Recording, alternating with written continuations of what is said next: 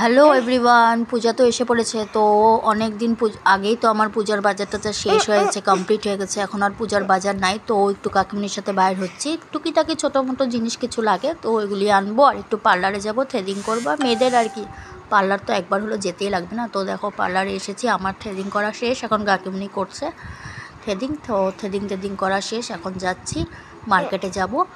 টুকিটাকি জিনিস কাকিমুনিরও লাগবো, আমারও লাগবো, তো ওইগুলি নিব। মানে পূজা, দুর্গা পূজা বলে কথা না, বাঙালিদের দুর্গা পূজা আসলে যে খুশিটা, তো ওই খুশিটাই আর কি, যেতে তো লাগবে। তাও তো এবার এখন একটু কমে যায় না, আগে বাবার জন্য, ছেলের জন্য।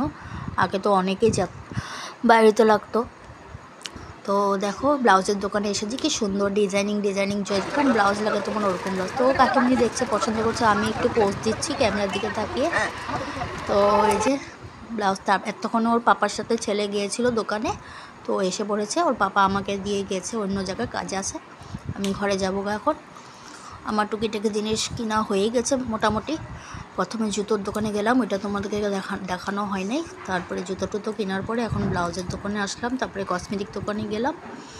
গিয়ে সব কিছু, মেয়েদের তো জানোই কী কী লাগে, মানে কসমেটিক বলো, পার্লার বলো, এটা তো ইম্পর্টেন্ট লাগবেই। তো অনেক মানুষ, মানে পূজার বাজারে মানে গরমে শেষ, বুঝছো, ঘরে আসে এখন।